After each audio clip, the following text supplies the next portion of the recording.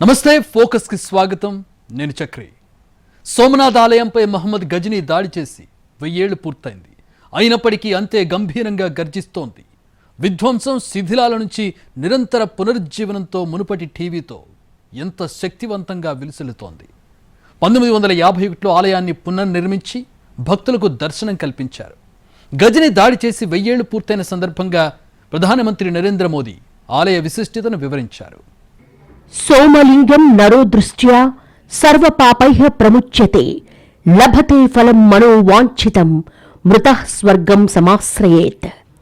సోమనాథ్ ఈ పదం వింటే హృదయాంతరాళం పులకరిస్తుంది. మదిలో సగర్వ భావన మొదలవుతుంది. ఇది భారతీయాత్మ అనంత స్పందన. తొలి 12 జ్యోతిర్లింగంగా ప్రసిద్ధి చెందింది. ఓవైపున అరేబియన్ మహాసముద్రంతో, మరోవైపున హిరణ్, కపిల, సరస్వతి నదుల త్రివేణి సంగమంతో భక్తులను ఆకట్టుకుంటోంది సోమనాథ క్షేత్రం. గుజరాత్లోని గిర్ సోమనాథ్ జిల్లా ప్రభాస్ పటాన్లో ఉంది ఆలయం. జ్యోతిర్లింగ స్వరూపుడైన పరమేశ్వరుడు ఇక్కడ సోమనాథుడిగా పార్వతీ సమేతుడై అనుగ్రహిస్తాడు.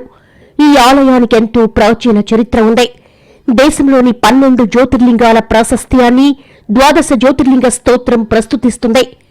సౌరాష్ట్రే సోమనాథంచ అంటూ ఆరంభమయ్యే ఈ స్తోత్రం తొలి జ్యోతిర్లింగ నెలవుగా సోమనాథ్ నాగరికత, ఆధ్యాత్మిక ప్రాధాన్యాన్ని ప్రతిబింబిస్తుంది. ఆలయంపై దాడి జరిగి 1000 ఏళ్లైన సందర్భంగా ప్రధానమంత్రి నరేంద్ర మోదీ ప్రత్యేక వ్యాసం రాశారు. సోమనాథ్పై 1000 ఏళ్ల క్రితం దండయాత్ర, అక్కడి దురాక్రమణదారుల క్రూరత్వం, పుణ్యక్షేత్ర విధ్వంసం వంటి అమానుష ఘట్టాలను వివిధ చారిత్రక గ్రంథాలు సవివరంగా నమోదు చేశాయి. వాటిని చదివే ప్రతి పాఠకుడి గుండె విలవిలలాడుతూ లిప్తపాటు విచలితమవుతుంది. ప్రతి పంక్తిలోనూ బట్టబయలయ్యే హింస, క్రూరత్వం 1000 ఏళ్లు గడిచినా మరుపురాని విషాద భారాన్ని మన మనోఫలకంపై మోపుతాయి. సముద్ర తీరంలోని సోమనాథ్ ఆలయం అమేయ ఆర్థిక శక్తితో సమాజానికి సాధికారతనిచ్చింది. అన్నిటినీ మించి సోమనాథ్కు విశేష ఆధ్యాత్మిక ప్రాధాన్యముంది. నాటి సమాజంలోని సముద్ర వ్యాపారులు, నావికులు సోమనాథ్ వైభవ గాథలను దేశ విదేశాలకు విస్తృతంగా మోసుకెళ్లారు. సోమనాథ్కు ఆధ్యాత్మికంగా ఎంతో ప్రాశస్త్యం ఉంది. మన సమాజానికి ఇది ఎంతో గొప్ప ఆర్థిక బలాన్నిస్తోంది. నౌకా వాణిజ్యం చేసేవారు ఈ ఘనతర చరితను సుదూర ప్రాంతాలకు తీసుకెళ్తారు. సోమనాథ్ గాథ దాని విధ్వంసం ద్వారా కాకుండా కోట్లాది మంది భరతమాత బిడ్డల అచంచల ధైర్య సాహసాల ద్వారా నిర్వచించొచ్చు. తొలి దాడి కలిగించిన ప్రేరేపణతో 1026 తర్వాత పలుమార్లు ఈ చారిత్రక ఆలయంపై దాడులు జరిగాయి. మన సంస్కృతిని, ప్రజల్ని బానిసలుగా చేయడానికి అలా బీజం పడింది. దాడి ప్రయత్నం జరిగిన ప్రతిసారి ఆలయాన్ని కాపాడుకునేందుకు ప్రజలు దృఢంగా అడ్డుపడ్డారు. కొందరు ప్రాణత్యాగం చేశారు. 1890లో స్వామి వివేకానంద ఈ పుణ్యస్థలిని సందర్శించారు. దక్షిణాదిలోని ఆలయాలు, సోమనాథ్ క్షేత్రం వంటివి మనకెంతో విజ్ఞానాన్ని అందిస్తాయని, పుస్తకాల్లో లేని చరిత్రను చెబుతాయి. ఎన్నో దాడులు జరిగినా, ఎన్ని తరాలు మారినా ఇలాంటి ఆలయాలు ప్రజల్ని మరింత బలవంతులు చేశాయి. అదే జాతీయ జీవన స్రవంతి ప్రత్యేకత. దానిని అనుసరిస్తే వైభవోపేతంగా ఉంటాం. 1026లో మొదటిసారి దాడి జరిగి 1000 ఏళ్లు గడిచినా సోమనాథ్ వద్ద సాగరం నేటికి అంతే గంభీరంగా గర్జిస్తోంది. సోమనాథ్ తీరాన్ని తాకే అలలు అద్భుతమైన కథను చెబుతున్నాయి. ఆటంకాలు ఎన్ని ఎదురైనా ఆ అలల మాదిరిగానే మళ్లీ మళ్లీ సోమనాథ్ అభ్యుదయం తథ్యం. నాటి దురాక్రమణదారులు నేడు గాలిలో కలిసిన ధూళికణాలయ్యారు. వారి పేర్లు విధ్వంసానికి పర్యాయ పదాలుగా మిగిలాయి. వాళ్లంతా చరిత్ర గ్రంథాల్లో పాద సూచికలు మాత్రమే. సోమనాథ్ మాత్రం దిగంతాలకు అతీతంగా, దేదీప్యమానంగా, అమేయంగా వెలుగులు విరచిమ్ముతోంది. 1026 నాటి దాడితో ఏమాత్రం చెక్కు చెదరని ఆ అజేయమైన, చిరుతరమైన స్ఫూర్తిని మనకు గుర్తు చేస్తూనే ఉంటుంది. సోమనాథ్ ఓ ఆశా గీతం. ద్వేషం, మతోన్మాదులకు తాత్కాలికంగా ధ్వంసం చేసే శక్తి ఉండొచ్చు, కానీ సత్యం, ధర్మంపై అచంచలమైన విశ్వాసం అమరత్వాన్ని సృజించగలవని సోమనాథ్ చాటుతోంది. 1000 ఏళ్ల కిందట దాడికి గురై తర్వాత కూడా నిరంతర దాడులను ఎదుర్కొన్న సోమనాథ ఆలయం మళ్లీ మళ్లీ సగర్వంగా నిలిచినట్టే. మనం కూడా పరాయి దండయాత్రలకు ముందున్న 1000 ఏళ్ల కిందటి మన దేశ మహావైభవాన్ని పునరుద్ధరించుకుని తీరుతాం.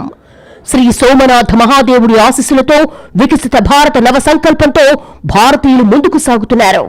విశ్వ కళ్యాణమే పరమావధిగా మన నాగరికత స్ఫూర్తిని దిశానిర్దేశం చేస్తోంది సోమనాథాలయం.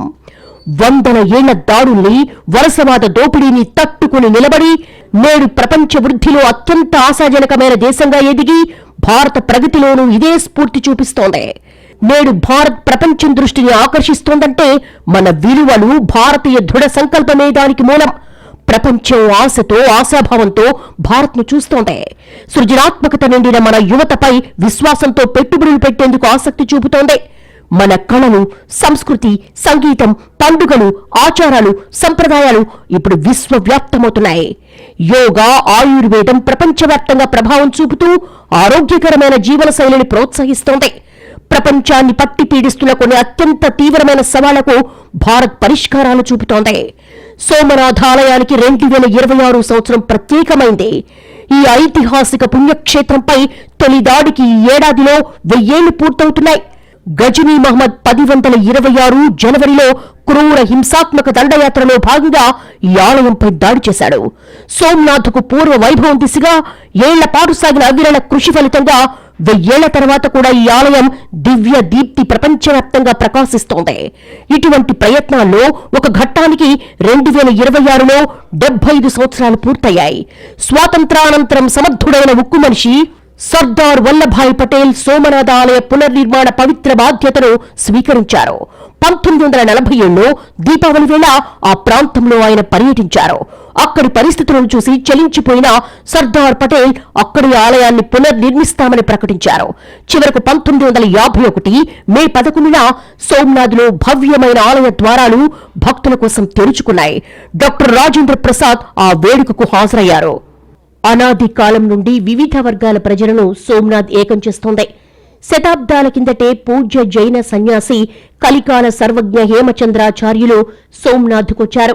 అక్కడ ప్రార్థన అనంతరం భవబీజాంకుర జరణారాగత్య క్షయముపగతాయస్య అనే శ్లోకాన్ని సోమనాథుడే చెప్పాడని భక్తుల నమ్మకం. లౌకిక కర్మ బీజాలను నశింపచేసేవాడికి, రాగద్వేషాలను, సమస్త క్లేశాలను తుడిచిపెట్టేవాడికి వందనాలని అర్థం. నేడు మన మనస్సులోనూ ఆత్మలోనూ ఒక బలమైన చైతన్యాన్ని రగిలించే అద్భుత శక్తి సోమనాథ్కుందే.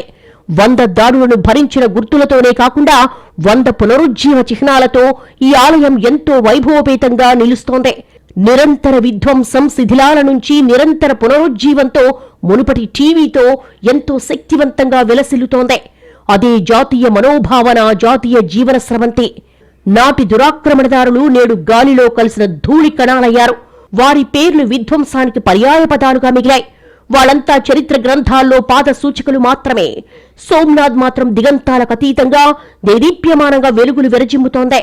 1026 నాటి దాడితో ఏమాత్రం చెక్కు చెదరని ఆ అజేయమైన, ఆ అమేయమైన, చిరతరమైన స్ఫూర్తిని మనకు గుర్తు చేస్తూనే ఉంటుంది. సోమనాథ్ ఓ ఆశాగీతం. సత్యం, ధర్మంపై అచంచల విశ్వాసము, అమరత్వాన్ని సృజించగలవని సోమనాథ్ చాటుతోంది. చంద్రుడికి సోమనాథ జ్యోతిర్లింగానికి ఉన్న సంబంధం ఏంటి? ఈ జ్యోతిర్లింగాన్ని ఎవరెవరు నిర్మించారు? శివలింగం మధ్య భాగంలో అయస్కాంత శక్తి ఉందా? సనాతన ధర్మానికి ప్రత్యక్ష సాక్షిగా నిలుస్తోంది సోమనాథ జ్యోతిర్లింగం.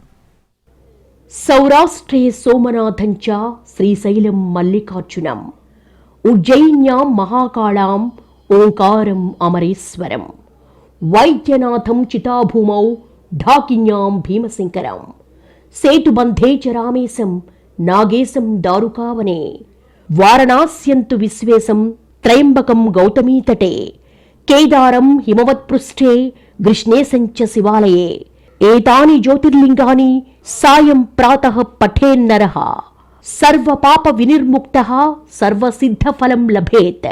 పరమ పవిత్రమైన కార్తీక మాసంలో 12 జ్యోతిర్లింగాల గురించి చదివినా విన్నా మోక్షమని పురాణాలు చెబుతున్నాయి. పురాణాల ప్రకారం 12 జ్యోతిర్లింగాల ఆలయాలను సాక్షాత్తు దేవతలే నిర్మించినట్లుగా తెలుస్తోంది. 12 జ్యోతిర్లింగాలలో మొదటిది అత్యంత మహిమాన్వితమైన క్షేత్రం సోమనాథ్ జ్యోతిర్లింగం. ఈ క్షేత్రం గుజరాత్లోని పశ్చిమ తీరంలో ఉంటుంది. దేశంలోని 12 జ్యోతిర్లింగాలలో సోమనాథ్ ఆలయం ఒకటి.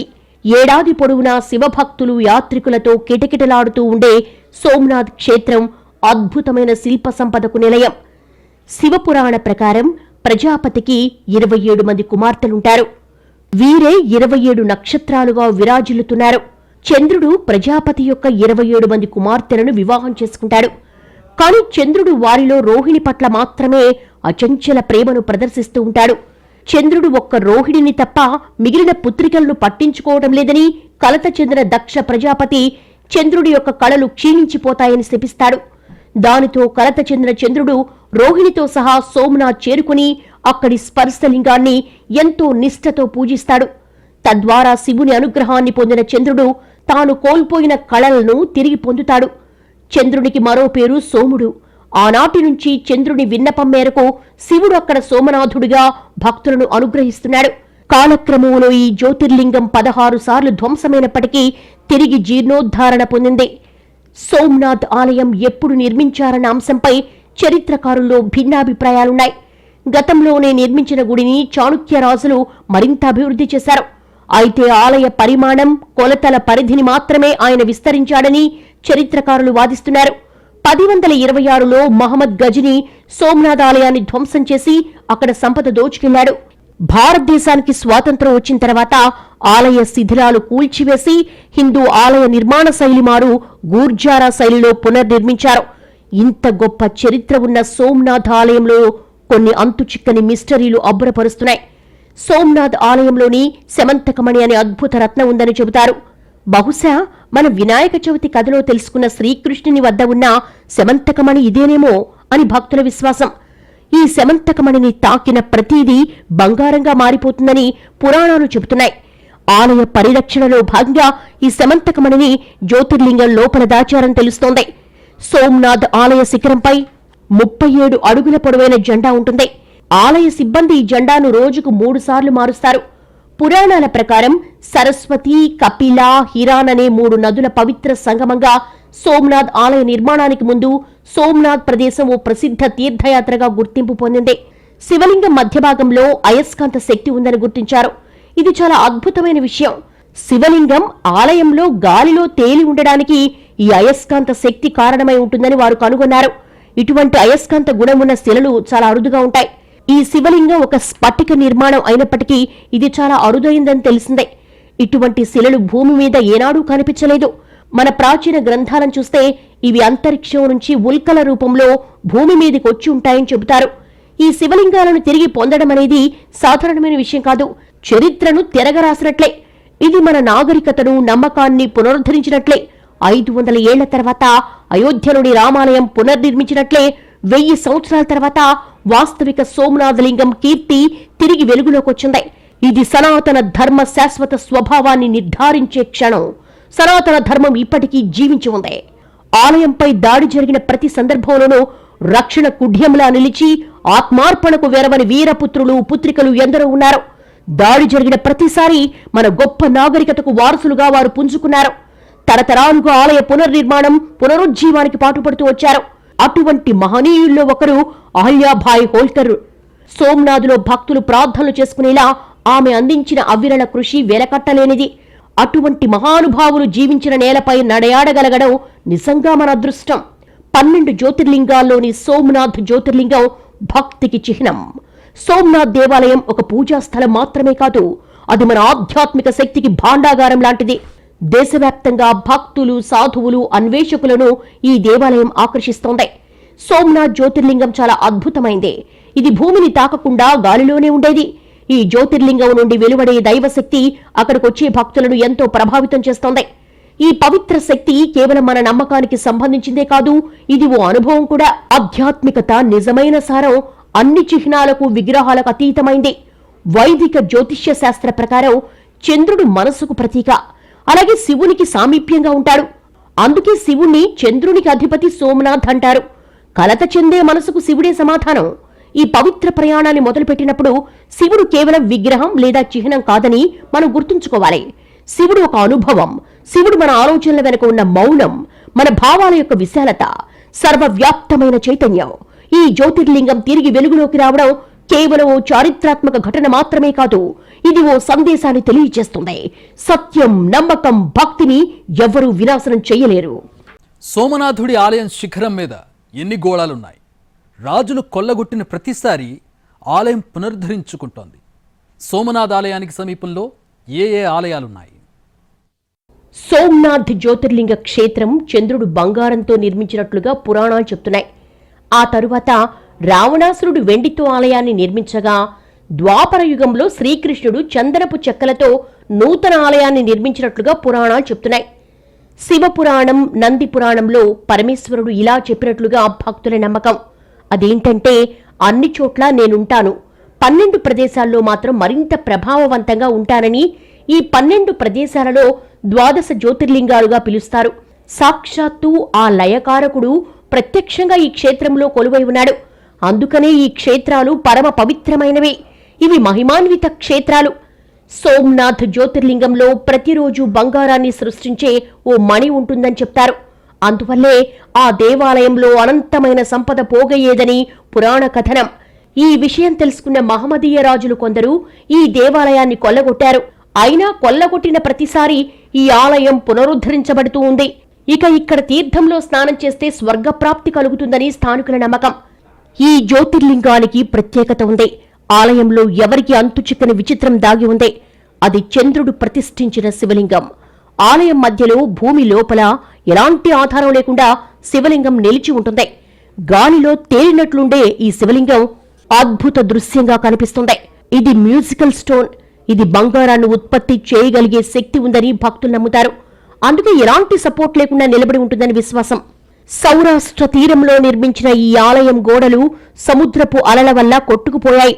భారీ రాతి పలకల మీద ఈ ఆలయాన్ని కట్టారు. ఈ మందిరం పైకప్పు ఆఫ్రికా నుంచి దిగుమతి చేసుకున్నారు. ఆలయ శిఖరం మీద 14 బంగారు గోళాలుండేవి. సూర్యరశ్మి పడి అవి మెరుస్తూ చాలా దూరం వరకు కనిపిస్తాయి. ఆలయంలో ప్రతిష్ఠించిన శివలింగం 7 మూరల ఎత్తు ఉండేది. దానిపై అనేక రకాల జంతువుల చిత్రాలు చెక్కి ఉంటాయి. వజ్రాలతో పొదిగిన కిరీటం శివలింగం మీద అలంకరించి ఉంటుంది. శివుని సేవకులకు ప్రతీకగా గర్భగుడి సమీపంలో పైకప్పు మీద బంగారం, వెండితో చేసిన అనేక మూర్తులున్నాయి. గర్భగుడంతా రత్నాల షాండ్లియర్లతో శోభాయమానంగా కనిపిస్తూ ఉంటుంది. దాని ముందు భారీ బంగారు గొలుసు వేలాడి ఉంటుంది. ఆలయం పక్కనే రత్నాలు, బంగారం, వెండి మూర్తులతో నిండిన భాండాగారం ఉంటుంది. సోమనాథ్ ఆలయం సీసంతో కూడిన 56 చెక్క స్తంభాలపై నిర్మించారు. లోపలి గదిలో విగ్రహాన్ని ప్రతిష్ఠించారు. విగ్రహం 5 మూరల ఎత్తులో గోళాకారంగా 2 మూరల లోతు భూగర్భంలో ఉంది. గది రత్నదీప కాంతులతో ప్రకాశిస్తోంది. విగ్రహానికి ఓ బంగారు గొలుసు, గంటలను అలంకరించారు. రాత్రి ఒక నిర్దిష్ట సమయంలో ఈ గొలుసు కదిలి ఘంటారావం వినిపిస్తూ ఉంటుంది. ఆలయంలో అనేక బంగారు విగ్రహాలున్నాయి. భారతీయ విగ్రహాలు అన్నింటిలోకెల్లా సోమనాథుని విగ్రహం అత్యుత్తమమైంది. శరీరాన్ని వదిలిన తర్వాత ఆత్మ సోమనాథుని వద్దకొచ్చి పూజిస్తే పునర్జన్మనే సిద్ధాంతాన్ని హిందువులు నమ్ముతారు. భక్తులు తమ విలువైన వస్తువులు ఇక్కడ సమర్పిస్తారు. ఆలయ భరణం, పోషణ కోసం 10,000 గ్రామాలను కేటాయించారు. 11వ శతాబ్దం ఆరంభంలో భారత్లో సోమనాథ్ కీర్తి చాలా పెరిగింది. దేశవ్యాప్తంగా సోమనాథుని కీర్తి పాకింది. సోమనాథుని సంపద కూడా భారీగా ఉంది. కాబట్టి సోమనాథుని కీర్తి సంపదపై మహమ్మద్ గజనీ దృష్టి పడింది. దాడి చేసి బంగారాన్ని ఎత్తికెళ్లారు. మహమ్మద్ గజనీ ఒక్కడే కాదు, 1308లో అల్లావుద్దీన్ ఖిల్జీ, అటుపై ఔరంగజేబుతో సహా పలువురు రాజులు ఈ ఆలయాన్ని ధ్వంసం చేసి ఆలయంలోని సంపదను దోచుకెళ్లారు. క్రీస్తు పూర్వం 1782లో మహాభక్తురాలైన అహల్యాభాయ్ హోల్కర్ మరో ఆలయాన్ని సమీపంలో నిర్మించింది. క్షేత్రంలో నిరాటంకంగా పూజలు చేసేందుకు ఆలయాన్ని నిర్మించారు. శ్రీకపర్తి వినాయక మందిరం, హనుమాన్ మందిరాలను వీక్షించవచ్చు. అరేబియా సముద్ర సమీపంలోనే ఉండడంతో సూర్యాస్తమయాన్ని వీక్షించేందుకు వల్లభ్ ఘాట్ అనే ప్రదేశాన్ని ఏర్పాటు చేశారు. ఈ ఘాట్ నుంచి సూర్యాస్తమయం చూడడం భక్తులకు చిరస్మరణీయ అనుభూతిని కలిగిస్తుంది. గర్భగుడిలో ఉన్న శివలింగం చాలా పెద్దగా ఉంటుంది. శివలింగం వెనుక పార్వతీదేవి విగ్రహం ఉంటుంది. గోడలకు బంగారుతో తాపడం చేసి ఉంటుంది. ప్రస్తుతం ఉన్న సోమనాథ్ ఆలయానికి సమీపంలో మరో శివాలయం ఉంది. ఇక్కడ గుడిలోని లింగం భూగర్భంలో ఉంటుంది. అందువల్ల శివలింగ దర్శనం కోసం 20 మెట్లు దిగి వెళ్లాలి. ఇక్కడ పూజారులు భక్తుల చేత స్వయంగా శివుడికి అభిషేకం చేయిస్తారు. నాడు సోమనాథ్ అక్షరధామ్, నేడు అయోధ్య రామ మందిరం. దేశంలోని ఇలాంటి ఎన్నో పుణ్యక్షేత్రాల ఆకృతులు సోంపురా కుటుంబీకులే రూపొందించారు. ఈ ఆలయ నమూనాను రూపొందించింది ప్రముఖ ఆర్కిటెక్ట్ సోంపురా. ఆ కుటుంబానిది తరతరాలకు వన్నె తరగని చరిత్ర. 1983లోనే ఆలయ ఆకృతులకు రూపమిచ్చారు. ప్రఖ్యాత సోమనాథ్ ఆలయ నమూనాను కూడా సోంపురా కుటుంబమే రూపొందించింది.